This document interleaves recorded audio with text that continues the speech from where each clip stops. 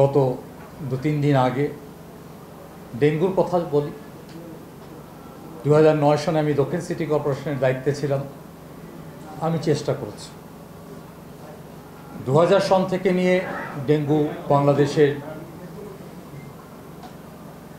আক্রান্তের এবং ডেঙ্গু শনাক্তের বিষয়টি শুরু হয়ে আসে। 2019 সনে যখন দক্ষিণ সিটি কর্পোরেশনের দায়িত্বে আমি ছিলাম, তখন ডেঙ্গুর আউটব্রেক হয় এবং পরিস্থিতি কিন্তু অনেকটাই নিয়ন্ত্রণের বাইরে চলে গিয়েছিল। আমার চেষ্টার কোনো কমতি ছিল না। উপরে আল্লাহ রাব্বুল আলামিন আছেন, তিনি সমস্ত কিছুর সাক্ষী।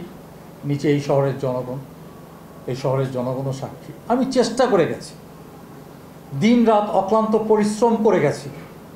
আমার এই হাজার চেষ্টার পরেও আক্রান্তের সংখ্যা কিন্তু 1 লক্ষ ছাড়িয়ে গিয়েছিল সারা দেশে।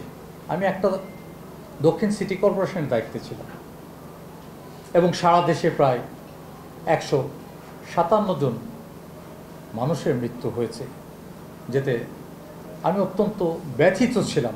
আমি অনেক চেষ্টা করেও কিন্তু এই মৃতের সংখ্যা, আক্রান্তের সংখ্যা আমি কমাতে পারিনি। কিন্তু আমি চেষ্টা না করে বিদেশে চলে যাইনি। আমি জনগণের সাথে ছিলাম। আমি অসুস্থ হয়ে পড়েছিলাম, আমি অসুস্থতাকে গুরুত্ব দেইনি।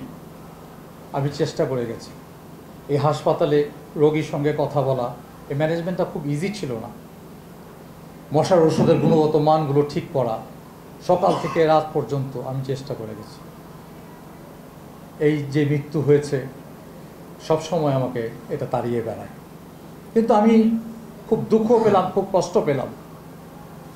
2-3 দিন পূর্বে বর্তমান যে কর্তৃপক্ষ, তিনি বললেন 19 সালের তুলনায় 23 সালে ডেঙ্গু নিয়ন্ত্রণে ছিল এবং আক্রান্তের সংখ্যা 41,000 কম ছিল। আমি কষ্ট পেয়েছি, নগরবাসী হতভম্ব হয়েছে, নগরবাসী অবাক হয়েছে। কারণ আমরা গত বছর দেখেছি পত্রপত্রিকার রিপোর্টিংয়ে 22 বছরের রেকর্ড উনি 2023 সনে সকল রেকর্ড ভঙ্গ করে ডেঙ্গু আক্রান্তের সংখ্যা 3 লক্ষের অধিক ছিল এবং সারা দেশে মৃতের সংখ্যা ছিল 1705 জন। এটা স্বাস্থ্য অধিদপ্তরের সূত্র মতে।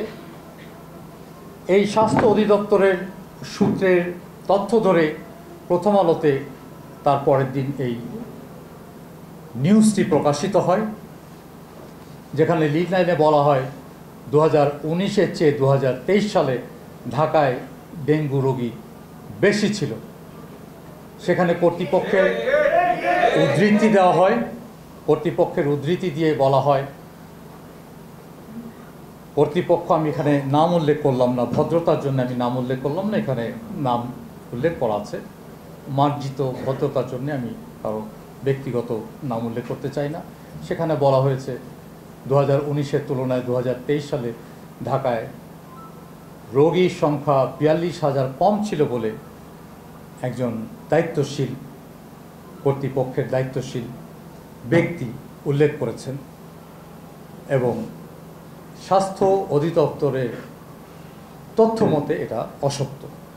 এই রিপোর্টটি এসেছে। আমি অত্যন্ত কষ্ট পেয়েছি, দুঃখ পেয়েছি।